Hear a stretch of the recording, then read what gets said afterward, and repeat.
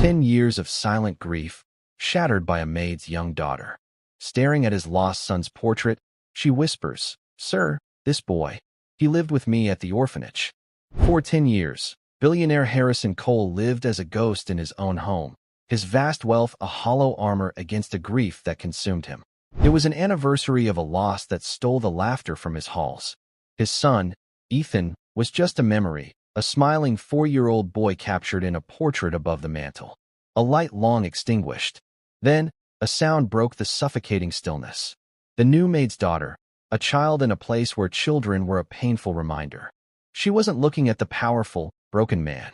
She was frozen, her eyes fixed on the painting. And with a whisper, she took a hammer to the stone tomb of his heart. "Sir, this boy, he lived with me in the orphanage." And before we start, where in the world are you watching from today? Let me know in the comments. Enjoy the story. A forgotten portrait held the key to a decade of silence. Harrison Cole believed his son was gone forever, but his new maid's daughter knew a secret hidden in the painted eyes. The grand hallway of Greywood Manor was silent.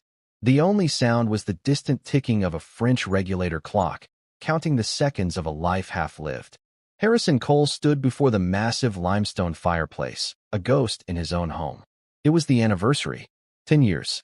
10 years since the laughter had been stolen from these halls. 10 years since his son, Ethan, had vanished from a sunlit city park. Harrison was a man who commanded the coastline.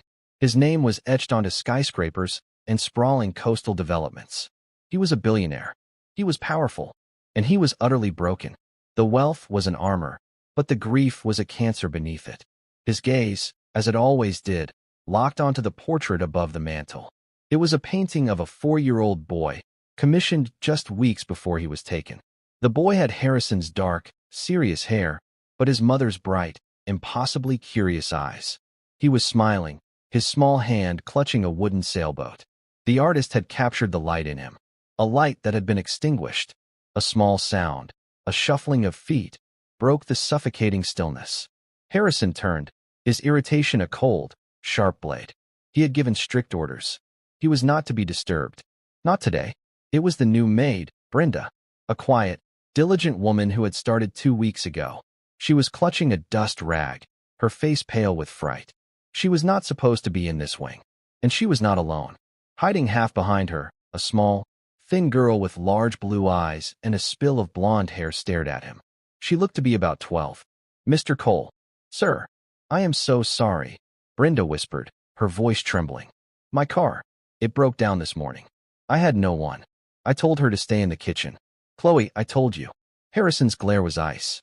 He did not like children. Not anymore. They were a painful reminder of a life that was not his. "The kitchen is downstairs, Brenda. See that she returns to it." "Yes, sir. Right away. Come on, Chloe. Now." Brenda's voice was a low, terrified hiss. She tugged at the girl's arm. But the girl, Chloe, didn't move. She was frozen. She wasn't looking at Harrison, or the fireplace, or the vast, intimidating room. Her eyes were fixed on the portrait, her head tilted, her expression shifting from curiosity to a deep, profound confusion. It was as if she were trying to place a memory that didn't belong. "Chloe," Brenda pleaded, pulling harder. "We have to go." The girl took one step, then another, moving away from her mother and toward the fireplace. She stopped just short of the hearth, looking up at the painting of the smiling 4-year-old. "That's enough," Harrison said. His voice was not loud, but it cracked like a whip. "That is a private room. You will leave." Chloe turned to him. Her face was ashen. Her blue eyes were wide, not with fear of him, but with a startling, impossible recognition. "Sir," the girl whispered, her voice shaking. "This boy, he lived with me in the orphanage." The words echoed in the cavernous hall. Brenda let out a strangled cry, her hand flying to her mouth. "Chloe, stop this. What are you saying? That is Mr. Cole's son. Apologize to him right now." The air left Harrison's lungs. The floor seemed to drop away. He felt the blood drain from his face, a cold, prickling sensation that left him dizzy. He gripped the back of a leather armchair. Billionaire's face went pale. A headline might have screamed. It was true. He felt sick. "What did you say?" His voice was a rasp. "Chloe, you're mistaken." Brenda wept, her eyes frantic. She knew the story. Everyone who worked here did.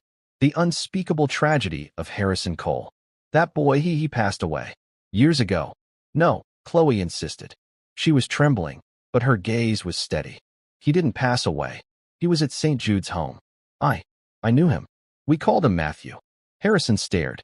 He saw his wife's face, pale and thin on a hospital pillow. He's gone, Harrison. Let him go. He had spent 10 years building a tomb around his heart. Now, a 12-year-old girl was taking a hammer to the stone. That is impossible, Harrison said, the words hollow. My son is dead. He isn't. Chloe cried, stung by his tone. He was older when I knew him. But it's him. I know it's him. He had the same eyes. He used to draw pictures. All the time. Pictures of the ocean. And a big, brown dog. Harrison staggered. He physically recoiled, as if she had struck him. A brown dog. Buddy. A chocolate Labrador. Ethan's shadow. A detail so specific, so private. It was never released to the press. The media knew kidnapped. They knew ransom note. They knew presumed dead. They did not know Buddy. You're lying, he whispered, but the accusation had no power. I am not. He was my friend. Chloe's eyes filled with tears. He protected me. They called him Mute Matthew because he didn't talk. Not for a long time. But he talked to me. He said he wasn't an orphan. He said his real name started with an E, but he couldn't remember it. He said his dad was rich and was going to come for him. But no one believed him. Brenda was openly sobbing. Mr. Cole, please, she's my adopted daughter. I got her from St. Jude's 3 years ago. I used to volunteer there. Harrison's head snapped toward Brenda. You adopted her? Yes, sir, Brenda said, wiping her eyes. She was there since she was 5. I met her while I was volunteering. I adopted her when I was finally able. Please, she gets confused sometimes. Harrison's mind was racing. Adopted. From St. Jude's. The same place as. He straightened his suit jacket, his hands shaking so violently he balled them into fists. Brenda, take your daughter to my study. Now. He turned and looked back at the portrait. The smiling boy. The lost light. He said his dad was rich and was going to come for him. A decade of ice around his heart began to crack. Harrison's study was a tomb of dark mahogany and unread leather-bound books. It smelled of old money and stale air. A single lamp cast a pool of light on the massive desk. Brenda guided Chloe to a stiff-backed chair. Chloe sat on the edge, her feet not touching the rug. Brenda stood by the door, twisting a dust rag, her eyes darting between her daughter and employer. Harrison Cole did not sit. He stood by the cold, unlit fireplace, his back to them for a long moment. He was trying to breathe. 10 years. 10 years of ghosts. 10 years of slamming doors on hope, because hope was a poison. It was the thing that had destroyed his wife. Eleanor had chased every lead, visited every psychic, paid every fraud who promised a vision. It had hollowed her out until she was nothing but a fragile whisper, and then silence. Harrison had chosen a different path. He had entombed his grief. He had accepted the unacceptance. And now this child, this 12-year-old girl with eyes as blue and clear as a winter sky. He turned, his face a mask of control. Start from the beginning. Don't leave anything out. Chloe swallowed. The room was so quiet she could hear the heavy tick-tock of the grandfather clock in the hall. I was 5 when I went to St. Jude's, Chloe began, her voice small. I don't remember my birth parents. Mama. Brenda. She's the only mom I've ever really had. I met her when she was a volunteer. She adopted me 3 years ago. But before that, I was at St. Jude's. And the boy, Harrison said, his voice flat. Tell me about the boy. They called him Matthew, Chloe said. He was already there when I got there. He was in the older boys' dorm. I think he was maybe 9 or 10 then. He was really quiet. The nuns called him Mute Matthew because he didn't talk. Not for a long, long time. Harrison's heart hammered against his ribs. Ethan had been a talkative, bright, noisy child. Mute Matthew. What trauma could do that to a boy? He would just sit by the window in the recreation room. Chloe continued, her gaze distant, lost in the memory. He would draw. He drew all the time. He drew on scrap paper, on napkins, once on the wall, and Sister Agnes was so mad. But he was good. He drew houses, big houses, and the ocean. Harrison's breath hitched. The beach house. And he drew dogs, Chloe said, her voice dropping. A big brown dog. He told me. After he started talking, he told me. What? Harrison's voice was sharp. What did he tell you? He told me he missed his dog. He said his name was Buddy. Brenda let out a small sob and covered her mouth. Harrison felt his knees weaken. Buddy. It was true. A detail so small, so private. He said Buddy loved to run on the beach, Chloe added, and chase seagulls. He said the dog would bark and bark, but the birds were too fast. It was a perfect memory, a snapshot from a life that was stolen. Harrison remembered it. A sunny afternoon at the coast house. Ethan, just turned 4, laughing hysterically as Buddy chased a flock of gulls at the water's edge. He said the dog would bark and bark. How? Harrison struggled to speak. How do you know this boy? Matthew is the boy in the painting. His eyes, Chloe said simply. I never forget eyes. And in this. She reached into the pocket of her simple dress and pulled out a small, folded piece of paper. It was old, the creases worn through. It was a child's drawing. She handed it to him. Harrison's hand was shaking so badly he could barely take it. He unfolded it. It was a crude drawing, done in crayon. A stick figure of a small girl with yellow hair, holding hands with a taller stick figure boy. Above them, a large, poorly drawn dog with brown scribbles. He gave it to me, Chloe whispered. I was crying because one of the older boys, Dennis, he tried to take my locket. She touched a thin silver chain around her neck. Harrison's eyes followed the movement. Where did you get that? He asked. My grandpa, Chloe said, her chin lifting with a bit of pride. Mama's dad, Captain Elias Reed. He's a war veteran. He came with Mama to volunteer at St. Jude's one day. He met me. He said I was a brave soldier. He gave me this locket and told me to never forget it. Brenda spoke, her voice shaky. My father, he saw something in her. He told me, that one's a fighter, Brenda. That's when I knew I had to adopt her. It took me almost a year after that to get the paperwork through. Harrison nodded. Elias Reed. He knew that name. A decorated local hero. A man known for his rigid honesty and unbendable will. This was not a family of liars. Matthew gave me the drawing. Chloe continued, looking back at the paper in Harrison's hand. He didn't say anything to Dennis. He just stood in front of me. He stared at him. He didn't even look mad. He just looked, like my grandpa does sometimes. Dennis got scared and gave my locket back. Matthew gave me this drawing after. He said it was so I would remember I had a protector. Harrison stared at the drawing. A protector. His son, who he had failed to protect. You said? Brenda adopted you 3 years ago, Harrison said, his mind working. What happened to Matthew? He ran away, Chloe said softly. It was about a week before Mama came to get me. So, yes, about 3 years ago. He was getting older. He would have been 13 or 14. He hated it there. He told me he was going to find his real house. He said he remembered a gate. A big, black iron gate with a letter on it. Harrison's gaze flew to the window, to the massive, winding driveway, and the wrought iron gates at the entrance. The gates that bore a single, stylized C for coal. He told me he was going to find his dad, Chloe said, her eyes filling with tears. And then he was gone. The nun said he ran away. I never saw him again. Harrison felt a surge of rage so powerful it almost knocked him off his feet. Rage at the kidnappers, at the police, at the world, and at this orphanage. St. Jude's home, Harrison said, his voice low and dangerous. Where is it? He was already moving to his desk, grabbing his phone. He would call his head of security, David. He would call the police commissioner. Sir, Brenda said, her voice shaking with fear. That's the other thing. Harrison paused, the phone in his hand. Chloe looked at the floor. You can't go there, sir. It's gone. Gone? What do you mean, gone? It burned down, Chloe whispered. About a week after Matthew ran away. It was a big fire. Everything was gone. The records, the rooms, everything. That's why Mama came to get me so fast. The county was moving all us kids. She filed the adoption papers just in time. The room was silent again, but this was not the silence of grief. It was the silence of a conspiracy. A boy who knows too much runs away.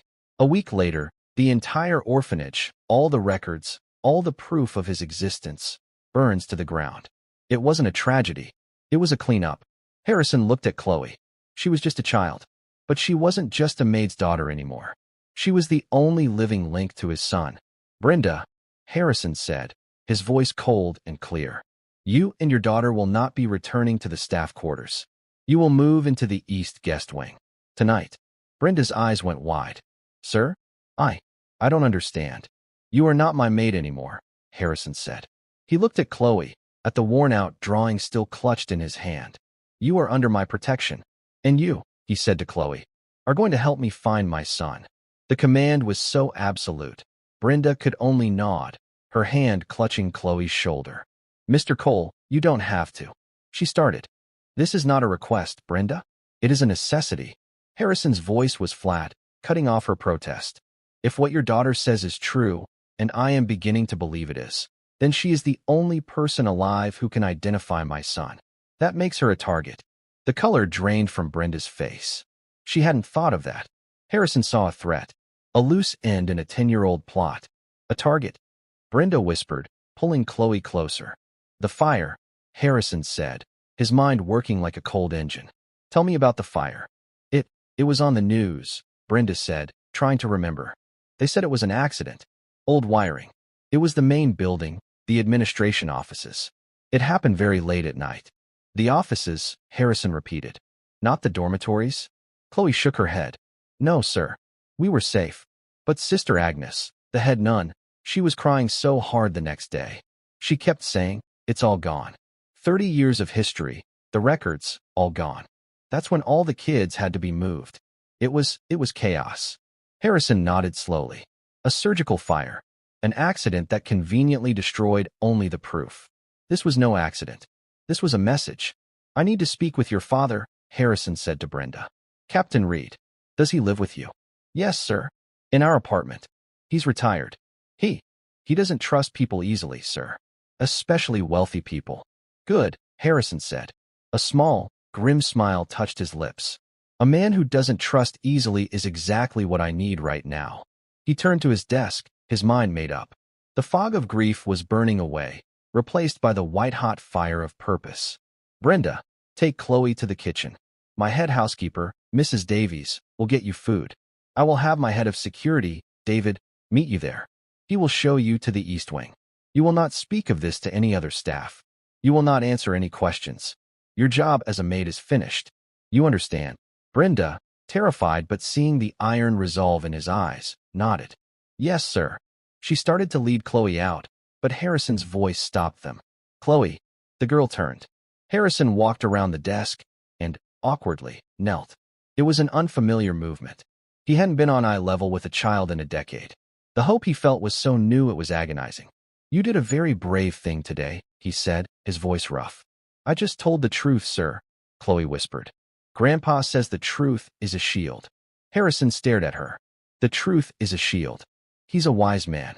I need you to be brave for a little while longer. I'm going to have David talk to you.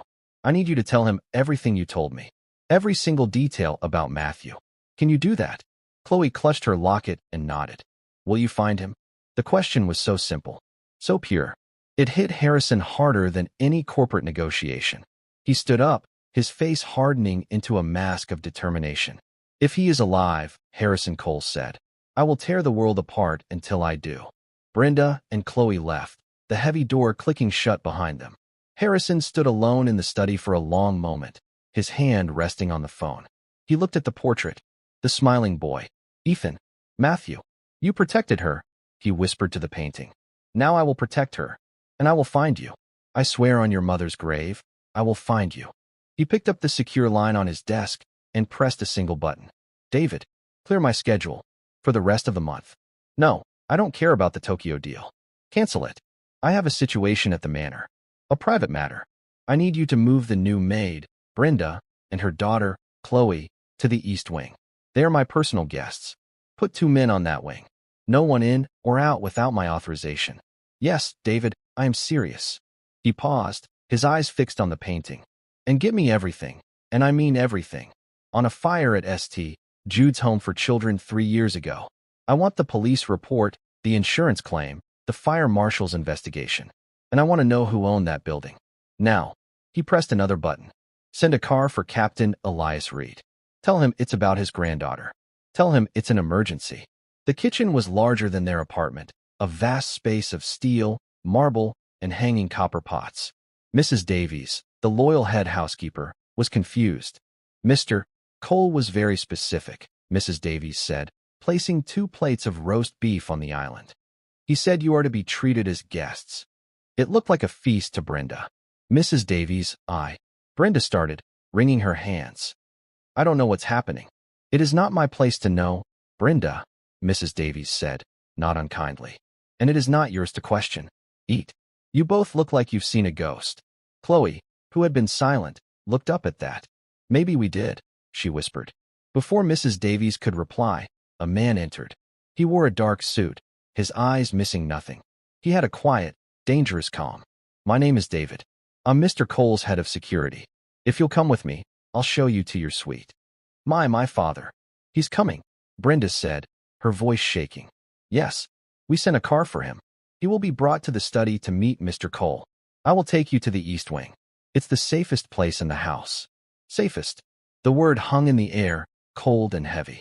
The East Wing suite was a world away from the staff quarters. It had a sitting room, a fireplace, and 2 large bedrooms. Chloe walked to the window. It overlooked a vast, dark garden. Mama, Chloe said. I'm scared. Brenda rushed to her side, hugging her tight. It's okay, baby. We're okay. Mr. Cole, he just wants to find his son. You did a good thing. David stood by the door. A man is stationed in the hall for your protection. Please don't leave the suite. Your meals will be brought to you. Brenda nodded, her face pale. It's like a prison. It's a safe room, ma'am, David said. Mr. Cole believes your daughter's memory has made you both very valuable and very vulnerable. Good evening. He closed the door, and they heard the soft click of the lock. In the study, Harrison stood opposite Captain Elias Reed. Elias was in his 70s, thin and weathered, with a steel spine and piercing blue eyes that held no fear. A billionaire did not impress him. My daughter is in your house, Elias said, his voice firm. She called me, crying. She said you put guards on her door. I don't like my family being held. Captain Reed, thank you for coming. Please sit. I'll stand, Elias said. They are not being held, Harrison said. They are being protected. Protected from what? From you? You rich men think you can just buy people. Move them around like pieces on a board. This has nothing to do with my money, Harrison said, his voice low. It has to do with my son. Your granddaughter, Chloe, she believes she knew him. Elias's expression was steady. I know what she said. Chloe doesn't lie. But she's a child. It's a sad thing, Mr. Cole, but probably a mistake. She knew about his dog, Harrison said. Elias went still. She knew his name was Buddy. Harrison continued. She knew he chased seagulls on the beach. That was not in any newspaper. It was a private family memory. The old captain's eyes narrowed. As a military man, he understood the value of facts. A brown dog, Elias murmured. She told me about the boy, the one who protected her, the one who drew pictures. Your granddaughter, Harrison said, is the first credible lead I have had in 10 years. She told me the orphanage, St. Jude's, burned down 3 years ago, just 1 week after my son, Matthew, ran away. Elias Reed was no fool. He had survived a war by learning to smell a trap. A fire, Elias said. To cover the tracks. To burn the records. Exactly. Which means whoever took my son knows he was there. And if they find out that a little girl remembers him, that she can identify him, then the girl is a target. A loose end. The old soldier looked at the billionaire. For the first time, they were not 2 men from different worlds. They were 2 men with a shared purpose. What's your plan? Elias asked. My head of security, David, is on his way to debrief Chloe. I'd like you to be there. She trusts you. She'll need you. And what are you doing? I'm finding out who lit the match, Harrison said. David entered with a file, looking at Harrison and the captain. Sir, the preliminary report on the fire. Go on, Harrison said. St. Jude's Home for Children. The fire was 3 years ago. The official report, signed by Fire Marshal Peters, ruled it accidental. Faulty electrical wiring. The building was a total loss. An accident, Harrison said. I ran a check on Marshal Peters, David said, his voice flat. He filed for early retirement 2 weeks after signing that report. He moved to a waterfront condo in Florida. Paid cash. Bought a 40-foot fishing boat. Also cash. On a fire marshal's salary. Elias let out a low, grim sound. He was paid off. A cleanup. It gets worse, sir, David said, opening the file. I checked the property records. St. Jude's wasn't owned by the diocese. It was owned by a non-profit foundation. What foundation? Harrison asked. David looked at his boss. It was called the Evergreen Foundation, a charitable trust. I ran the name. And its primary donor, its only donor for the last 15 years, was a holding company registered in Delaware. A cold dread, worse than the grief, settled in Harrison's stomach. What holding company, David? David looked down at the paper. It was a subsidiary of Coal Development, sir. Your company. The room was absolutely silent. The clock ticked in the hall. Elias stared at Harrison. What did he say? Harrison's face was white. He felt the blood pounding in his temples. He walked to his desk and gripped the edge. He said, Harrison's voice was a low, shaking growl, that someone used my own money to fund the orphanage that was hiding my son. The implication was horrifying. The kidnappers weren't strangers. The enemy wasn't outside the gates. The call was coming from inside the house. A single drop of sweat rolled down Harrison's temple. The room was not warm, but he felt like he was suffocating. His own company, his own money. For 10 years, he had been paying to keep his own son hidden. The betrayal was so deep, so complete, it was almost paralyzing. Elias Reed spoke first. Mr. Cole, you've had a viper in your nest for a decade. Harrison looked at the old captain, his eyes burning. A viper, he repeated. Yes, and I will cut its head off. He slammed the intercom. David. Now, David entered, his face grim. He knew what the file meant. Who? Harrison's voice was barely a whisper, but it carried the weight of a death sentence. Who in my company authorized the Evergreen Foundation? Who signed the checks? Sir, that's a subsidiary, David said, phone in hand. It's managed by the Charitable Accounts Division, overseen by. Don't tell me who oversees it. Harrison roared, his control finally snapping. I want the name of the person who created the account. The name of the person who approved the payments. I don't care if you have to wake up every accountant and lawyer in this city. I want that name on my desk in 1 hour. Yes, sir, David said, turning to leave. Wait, Elias said. David and Harrison both looked at him. You're going at this like a businessman, Elias said to Harrison. You're trying to find the money. That's good, but you're forgetting the heart. The girl. Harrison's anger cooled, replaced by the cold, sharp focus of the problem. What about her? She's the only one who has seen him, Elias said. What did life look like in that place? Who was in charge? Who came to visit? Those are the details that will find your boy. Harrison nodded. The old man was right. David, you're with me on the finances. Send 2 of your best men you trust with your life, to the East Wing. I want them to talk to Chloe. And I want you, he said, looking at Elias, to be in that room. She trusts you. She'll need you. Elias nodded. I'll go now. No, Harrison said. Wait for David's men. No one moves in this house alone tonight. Not until I know who the enemy is. In the East Wing, the silence was tense. Chloe sat on the carpet, knees to her chest. Brenda paced by the cold fireplace. Grandpa, Chloe cried, running and throwing her arms around Elias's waist as he entered. Elias hugged her tight. Brenda, you all right? We're scared, Dad, Brenda whispered. I know, but you're safe here. Behind him stood 2 large men in dark suits, their faces blank. These gentlemen are here to ask Chloe some questions, Elias said, guiding Chloe to the sofa. They work for Mr. Cole. I'll be right here with you. You just need to tell them what you remember. One man, Robert, sat opposite Chloe while the other stood by the door. Robert had a kind face, but his eyes saw everything. Chloe, Robert began, his voice gentle. We just want to talk about St. Jude's. About your friend, Matthew. Okay, she said. You said Sister Agnes was the head nun. Can you describe her? Chloe thought. She was very old and wrinkly. She wasn't mean, but she was scared. I remember that. Scared? Elias asked. Scared of what? Of the visitors, Chloe said. Robert's pen stopped moving. Who were the visitors, Chloe? They weren't for us, Chloe said, shaking her head. They were for Sister Agnes. They came at night sometimes. In a big, black car. It was very quiet. A black car, Robert repeated. Did you ever see the people in the car? Only once. Chloe's voice dropped. I had a stomachache. I was in the infirmary on the 1st floor. I was looking out the window. The car pulled up. It was late. What did you see? A man got out. He was very tall. He was wearing a hat. And he had a ring. I remember because it shined when he pointed his finger at Sister Agnes. She looked like she was going to cry. A ring, Robert said, leaning forward. What did it look like? It was big, gold, and it had a green stone in the middle. A dark green stone. He scared me. He looked up and I hid. I felt like he saw me, even in the dark. Elias put a protective arm around her.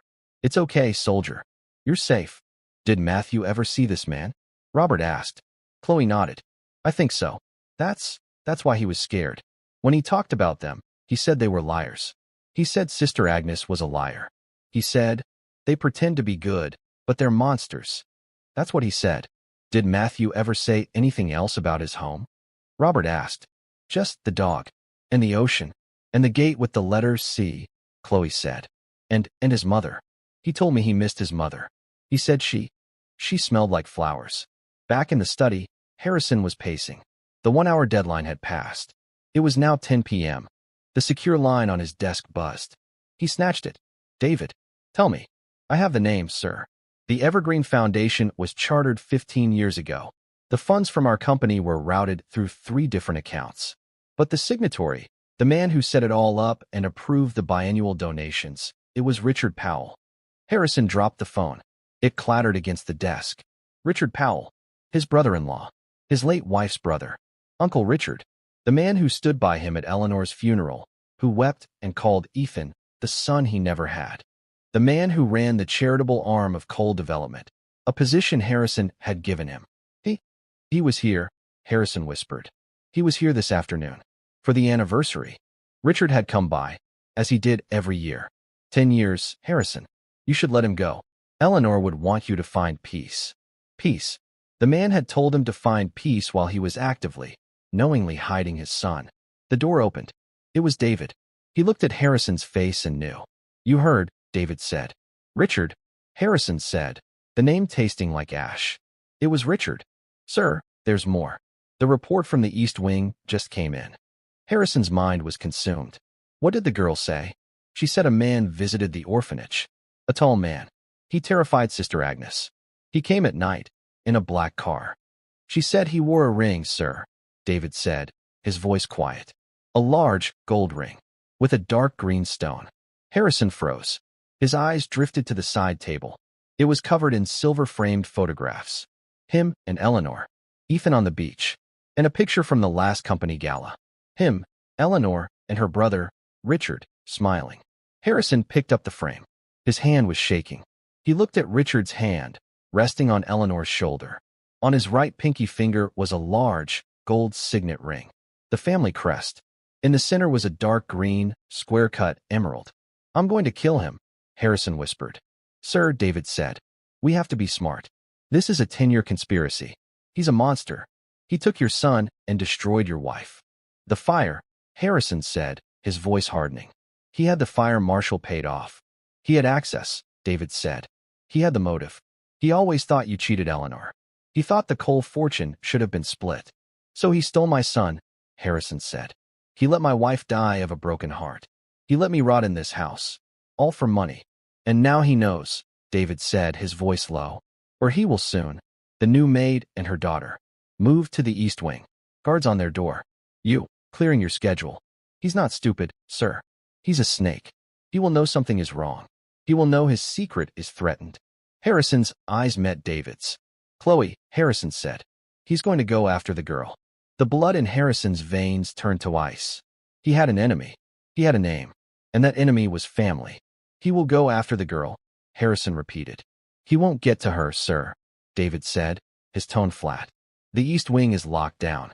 My men are the best I have. But he will try. And he won't be obvious. Harrison's mind was a whirlwind of betrayal. He knows this house. He knows the staff. He knows me. He knows your habits, David agreed. Today is the anniversary. He expects you to be a wreck. He expects you to be locked in this study, drinking. He expects you to be weak. Harrison looked at the portrait of his son. Weak. He had been weak for 10 years. Not anymore. That's your cover, sir, David said. You play the part of the broken man. I will handle the investigation. I need to find Richard's network. The fire marshal was one. Sister Agnes. Where is she now? Find her, Harrison ordered. And find out where Richard Powell is right now. David nodded and left. Harrison was alone again.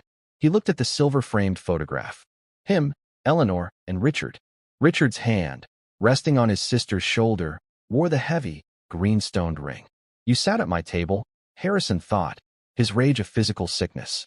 You drank my wine. You wept at your sister's funeral. You told me to find peace. The private line on his desk buzzed. R. Powell. His heart hammered.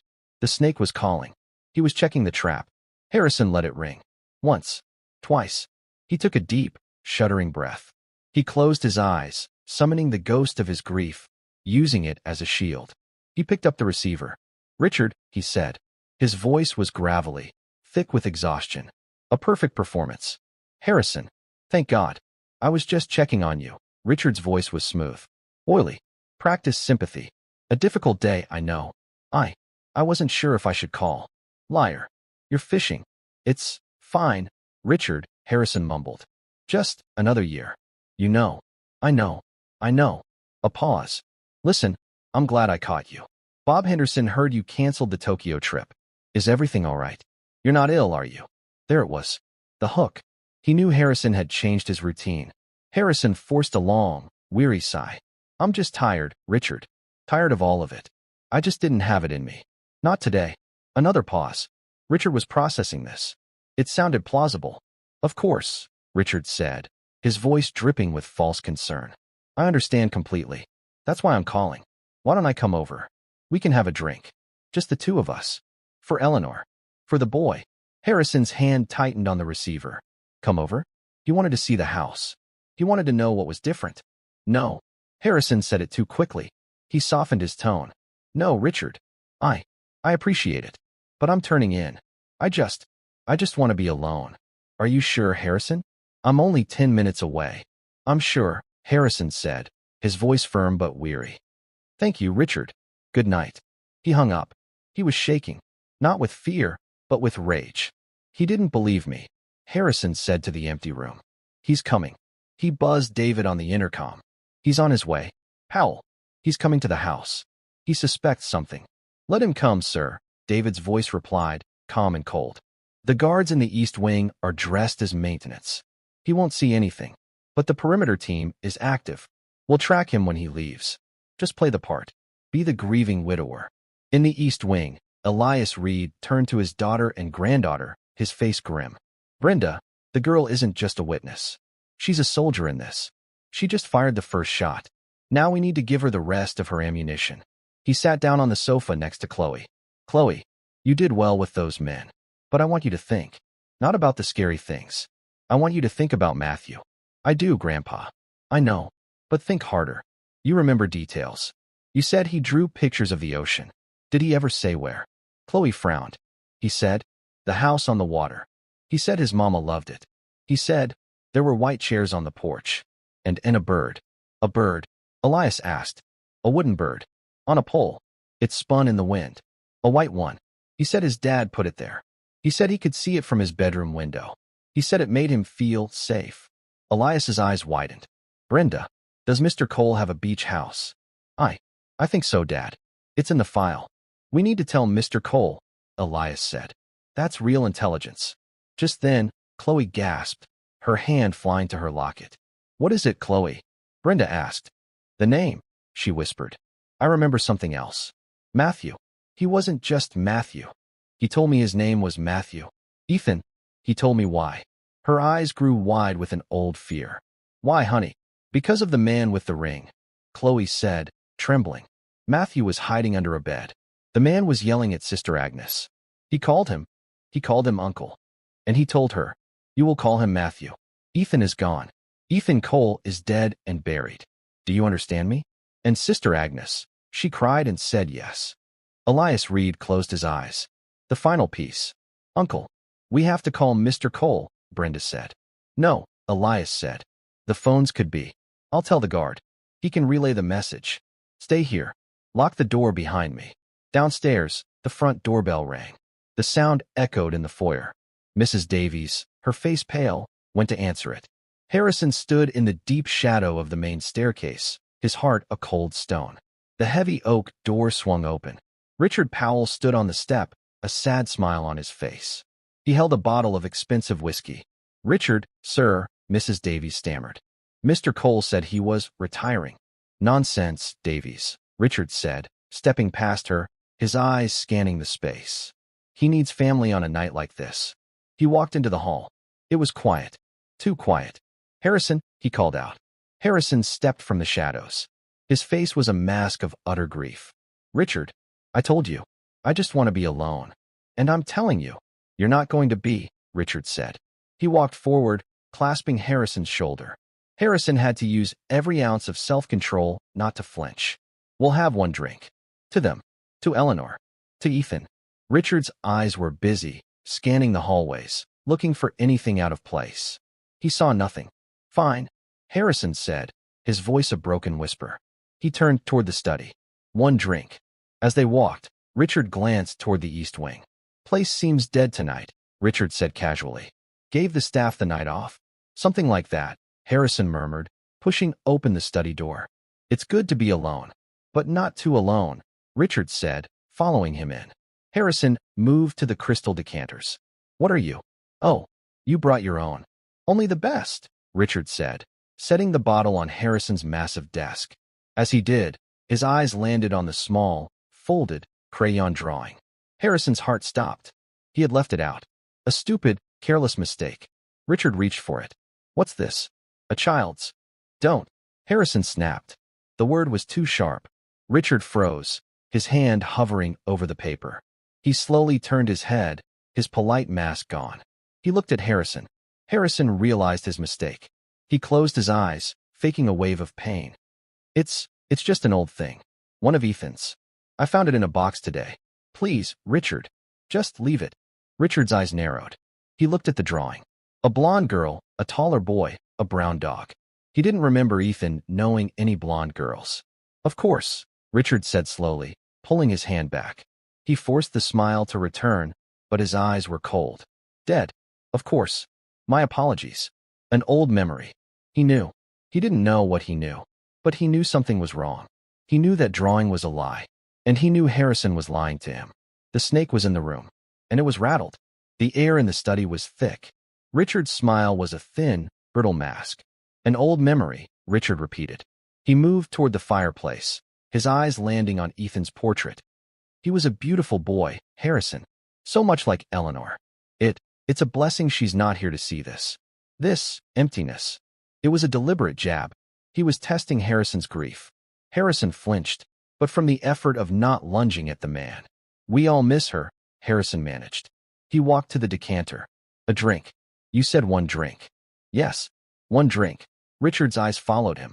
It's just, I worry about you, Harrison. Canceling the Tokyo trip. Hiding away. And now, finding old drawings. He paused. Are you sure that's what it is? It looks new. The crayon is fresh. Harrison's blood ran cold. He was a father, not a detective. It was in a box, Harrison said, his voice flat.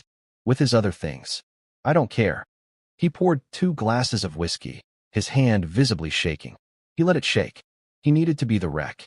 He handed a glass to Richard. Their fingers almost touched. Richard's hand was warm, the hand that wore the green-stoned ring. To Eleanor, Richard said, raising his glass. And to Ethan, may they finally be at peace. Harrison could not speak. He could not drink. He raised the glass to his lips, but the whiskey smelled like poison. He put the glass down, untouched. I can't, Harrison whispered, turning away. I'm sorry, Richard. You should go. I'm not good company tonight. Richard watched him. He saw the untouched glass, the tremor, the agony. He sighed, a long-suffering sound. You're right. I'm sorry. He put his own glass down on the desk, next to the drawing. I pushed. I'll see myself out. Thank you, Harrison said, not looking at him. Get some rest, Harrison, Richard said softly. He walked to the door. He paused. Oh, by the way, I heard you hired a new maid. Brenda, isn't it? How is she working out? Harrison's head snapped up. The question was not casual. It was a sniper's bullet. He knew about Brenda. He was connecting the dots. The new maid. The canceled trip. The new old drawing. Richard's face was a mask of polite inquiry. She's fine, Harrison said, his voice tight. Just a maid. Of course, Richard smiled. It's just, I heard she had a daughter. A little blonde girl. About 12, I think. I'm surprised you'd allow a child in the house, Harrison. After, well, you know. He knew. He knew everything. She stays in the kitchen, Harrison said, his voice hardening. It was an emergency. Her car broke down. An emergency, Richard repeated. His smile was gone. His eyes were flat, like polished stone. You always were a soft touch, Harrison. Good night. The door clicked shut. Harrison stood, frozen. The front door opened, then closed. He was gone. Harrison lunged for the intercom. David. He knows. He knows about the girl. He's on the move. I want to tail on him. I want to know where he goes, who he calls, everything. Go. On it, sir. Team is in place. David's voice was ice. And sir, a message from the East Wing. From Elias Reed. It's urgent. What is it? The boy. Matthew. He told Chloe his full name was Matthew Ethan. And he said, the man with the ring. He told Sister Agnes to call him Matthew, because Ethan Cole is dead. Sir. Chloe said the boy heard the man. He called him Uncle. Harrison gripped the edge of the desk. Uncle. And there's more, David said. A location. The beach house. Chloe said Matthew remembered a white wooden bird that spun in the wind. He could see it from his bedroom. Harrison's gaze shot to a framed photo on the wall. It was the beach house. There, on the corner of the porch, was a white wooden seagull. A weather vane. He's there, Harrison whispered. My son. He's not just a ghost. He's there. Sir, Richard is on the move, David's voice cut in. His car is heading south, toward the coast. He's going to the beach house, Harrison said. No, Harrison said, his mind racing. The orphanage fire. That was a cleanup. Matthew ran away before the fire. Richard doesn't know where he was. He still doesn't know. He's not going to the beach house. He's going to find the one other person who knows the truth. Who? David asked. Sister Agnes, Harrison said, his voice lethal. The head nun. The one who took the bribe. Richard is going to silence her before we can find her. He was already moving, grabbing the keys to his car. David, find me that nun. I don't care what it takes.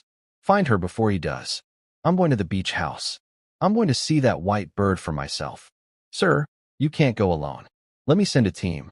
No, Harrison roared. You get the nun. I get the house. We end this. Tonight.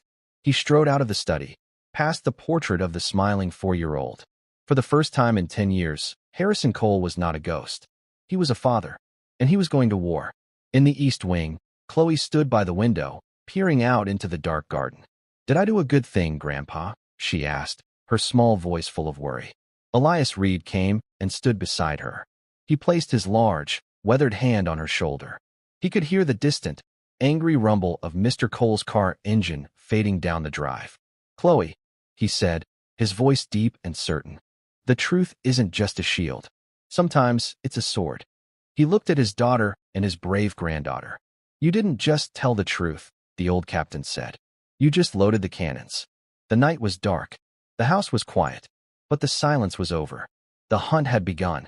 The furious growl of Harrison's sports car tore through the quiet suburbs. He was driving too fast. He didn't care. His mind was a sharp, clear instrument of rage. 10 years of fog had burned away. 10 years of numb, polite grief had been replaced by a white-hot certainty. Uncle. The word echoed in his skull. Ethan is dead. Call him Matthew. He had not just stolen a child. He had murdered a family. He had let his own sister die of a broken heart, all while knowing the truth. The betrayal was so profound, Harrison felt he might choke on it. His phone buzzed in the console. He hit the speaker. David. Sir, we've got him. David's voice was grim. Richard is heading east, on the old highway. He's heading inland, toward the county line. He's going for the nun, Harrison said, his knuckles white on the steering wheel. Sister Agnes. He's tying up his last loose end. We're on it, David said. Her name is Agnes O'Connor. After the fire, she was moved to St. Catherine's Retreat, a nursing home. Richard's checkbook paid for it. Of course it did, Harrison spat. He's been paying for her silence for 3 years. He's 10 minutes out from her. We are 5. We'll get her, sir. I promise. What's your status? I'm at the coast highway, Harrison said. The smell of salt was in the air. I'm almost there. I have to know, David. I have to see. Be careful, sir. We don't know what you'll find. The line went dead. Harrison turned onto the private, gravel lane that led to the beach house. He hadn't been on this road in 10 years. The weeds were high. The gate was rusted. He stopped the car. The house was dark, a silhouette against the moonlit ocean. He got out. The only sound was the crashing of the waves and the creak, creak, creak of something turning in the wind. He looked up. On the corner of the porch, just as Chloe had described, was a white wooden seagull, its wings spread. It spun in the salt breeze. He said he could see it from his bedroom window. Harrison's heart felt too large for his chest. He ran to the porch, fumbling for the old key on his ring. It stuck in the lock. He slammed his shoulder against the door. Ethan! The door burst open. The house was cold. It smelled of mildew, dust, and old memories. Ethan! He yelled, his voice cracking. Silence. Only the waves. He stepped inside. The furniture was covered in white sheets, like a row of ghosts. His hope began to crumble. He was too late. This was just another dead end. He was here, Harrison whispered. But he's gone. He walked, defeated, to the staircase. He had to see. He climbed the stairs, his feet heavy. He walked down the hall to his son's old room. The door was slightly ajar. He pushed it open. The room was bathed in moonlight. And someone was there. A figure, small and thin, was sitting on the edge of the child's bed, looking out the window, looking at the spinning white bird. It was a boy. He looked to be about 14. He was wearing old jeans and a dirty sweatshirt. His hair was long and dark. He heard Harrison and spun around, his eyes wide with fear. He scrambled to his feet, grabbing a small piece of driftwood, holding it like a club. Get out, the boy hissed. This is my place. Get out. Harrison stopped. He couldn't breathe. The boy was thin. He was terrified. But his eyes, they were his mother's. Bright, curious, and full of a light he thought was gone forever. I'm not here to hurt you, Harrison said, his voice a raw whisper. He held up his hands, slowly. Everyone says that, the boy said, his voice shaking. He was trying to be brave, but he was just a child. Who are you? How did you find this place? I used to live here, Harrison said, his eyes scanning the boy's face. This was my son's room. The boy's defensive posture wavered. Your son? His name was Ethan, Harrison said, his voice thick with tears. The boy's arm, the one holding the driftwood, dropped slightly. What did you say? Ethan, Harrison repeated, taking one small step forward. He had a dog. A big, brown dog. A Labrador. The boy stared, his mouth falling open. Buddy, he whispered. Yes, Harrison choked out. Buddy. He loved to chase the seagulls. He would bark and bark, but they were always too fast. The boy's face, so hard and wary, began to crumple. The memory was clear. It was his memory. How? The boy whispered, his eyes filling with tears. How do you know that? I was here, Harrison said, the tears now streaming down his own face. I was on the porch. I was watching you. The boy looked at Harrison. He saw the dark hair. He saw the searching eyes. You, the boy said. You're him. The man from the picture. The one I tried to draw. I am, Harrison said. He couldn't move. I'm your father. I'm Harrison. The boy just stared, the tears rolling down his cheeks. He had been alone for so long. He had run from the orphanage, found the sea gate, but it was too scary. So he had come here, to the only other place he remembered. He had been living in the ghost house for 3 years, surviving on what he could steal from nearby homes. Dad, the word was a foreign sound on his tongue. It was a prayer he had given up on. Ethan, Harrison sobbed. He didn't rush. He just opened his arms. The boy hesitated for 1 second. Then the driftwood clattered to the floor. He lunged forward, collapsing against Harrison's chest, his small, thin arms wrapping around his father's neck. Harrison held him, his entire body shaking. He held his son. He was real. He was alive. He was warm. I found you. Harrison wept into the boy's hair. Oh God. Ethan, I found you. 2 days later, sunlight streamed into the study. Harrison sat on the sofa. Ethan, who was still getting used to his own name, sat beside him. He was clean, dressed in new clothes, but he still looked at everything with a wary gaze. Across from them sat Chloe, Brenda, and Captain Elias Reed.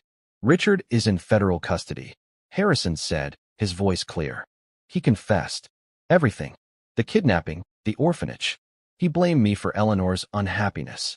He wanted to take the one thing that mattered. He never thought she would die from it. He's a monster, Brenda whispered, her hand on Chloe's shoulder. He will pay for what he did, Harrison said. So will Sister Agnes. She provided testimony in exchange for a reduced sentence. It's over. He turned to the old captain. Elias, your granddaughter. She's a hero. She saved my son. She saved me. I owe her a debt I can never repay. You owe her nothing, Mr. Cole, Elias said, his voice firm. She did what was right. The truth is a shield. It is, Harrison agreed. He then looked at Chloe. Chloe, you are the bravest person I have ever met. I want to set up a trust for you, for your education. Anything you want to be. A doctor, a lawyer, anything. It's yours. Chloe looked at her grandpa, who nodded. Thank you, sir, she said. I think I know what I want to do. What's that? Harrison asked. I want to find people, Chloe said, her blue eyes certain. Like you found Ethan. I want to find the ones who are lost. Harrison felt a real, genuine smile touch his lips. Then you will. Ethan, who had been silent, turned to Chloe. You were the little blonde girl. The one with the locket. Chloe nodded, blushing. You told me I wasn't an orphan, Ethan said, a new memory surfacing. You believed me, when no one else did. I remembered your eyes, she said softly. Harrison stood up. He looked at the portrait over the fireplace. Then he looked at the real, living boy beside him. This house has been a crypt for a decade, Harrison said. He looked at Brenda. Brenda, your job as a maid is, of course, finished. However, I am in need of an estate manager. Someone I can trust. Someone to help me bring this place back to life. The salary would be considerable. There is a 5-bedroom home on the property. It's yours. If you and your family would honor me by staying.